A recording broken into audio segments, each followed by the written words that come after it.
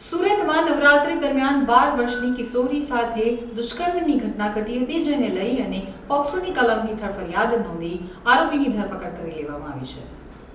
મળતી માહિતી મુજબ સુરતના પાલનપુર જગાતનાકા વિસ્તારમાં રહેતી અને ધોરણ 7માં અભ્યાસ કરતી 12 વર્ષની કિશોરી નવરાત્રીમાં રાહુલ દીપકભાઈ ચૌહાણના સંપર્કમાં આવી હતી અને નવરાત્રીના ચોથા દિવસે રાહુલે તેણીને કામના બહાને પોતાના ઘરે બોલાવી હતી તેમજ એકલતાનો લાભ લઈ દુષ્કર્મ આચર્યું હતું.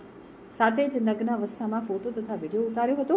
ત્યારબાદ જો કોઈને કહેશે તો વિડીયો વાયરલ કરવાની ધમકી આપી હતી, જેથી કિશોરી ડરી ગઈ હતી અને પોતાની સાથે બનેલી ઘટનાની કોઈને જાણ કરી ન હતી. પરંતુ નવરાત્રીના 20 દિવસ વીત્યા બાદ ફરીથી રાહુલે પોતાના ઘરે બોલાવી અને દુષ્કર્મ આચર્યું હતું. હવે હું જ્યારે પણ કહું અને જ્યાં પણ બોલાવું ત્યાં તારે આપવું પડશે અને જો તું નહીં આવે તો મારી સાથે સંબંધ નહીં રાખે તો ફોટો અને વિડીયો તારા પરિવારને મોકલી આપીશ તેમજ સોશિયલ મીડિયામાં વાયરલ કરીશ. જેથી કિશોરી ડરી ગઈ હતી અને પોતાની આબરૂ જવાના ડરના માર્યા તેણે મૌન ધારણ કરી લીધું હતું. પરંતુ છેલ્લા 1 અઠવાડિયાથી રાહુલ ફરીથી મળવા આવવા દબાણ કરી ફોટો અને વિડીયો વાયરલ કરવાની ધમકી આપતો હોવાથી છેવટે કંટાળી કિશોરીએ સમગ્ર બાબતની જાણ માતાને કરી હતી. ત્યારબાદ આ સમગ્ર મામલો અડાજણ પોલીસ મથકે પહોંચ્યો હતો, જેમાં અડાજણ પોલીસે છૂટક મજૂરી કામ કરતા રાહુલ દીપક ચૌહાણની ધરપકડ કરી કાયદેસરની કાર્યવાહી હાથ ધરી છે. ભોગ બનનાર છોકરી આશરે ઉંમર વર્ષ 12ની છે અને આ કામના ફરિયાદી બેનની દીકરી થાય છે.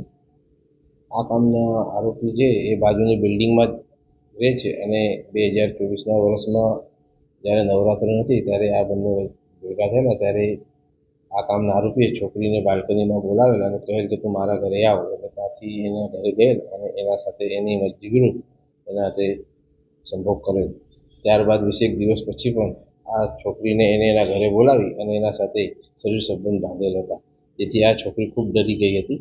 ત્યારબાદ એ કોઈ એના મા બાપને કે મામાને કોઈને કંઈ કીધું નહીં, પરંતુ આ બનાવ દાખલ થયો છે એના 2 દિવસ પહેલાં પણ આ કામના આરોપીએ આ ભોગ બનનાર બેનને બોલાવેલ અને એના સાથે જબરદસ્તી કરવા માટે તૈયારી કરેલ. ત્યારે આ કોઈને કંઈ કીધા વગર ત્યારબાદ એને લાગ્યું કે મારા મા બાપને કેવું છે, એટલે એને એના મમ્મીને કીધેલ અને ત્યાર પછી એ લોકો પોલીસ સ્ટેશને ગુનો દાખલ કરેલ છે અને આ કામના આરોપીને આ ગુનાના કામે અટક કરવામાં આવે છે.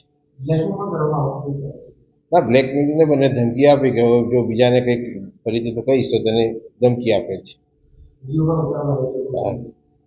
વિડીયોનું તો હવે તપાસ ચાલે છે, તપાસ કરીશ.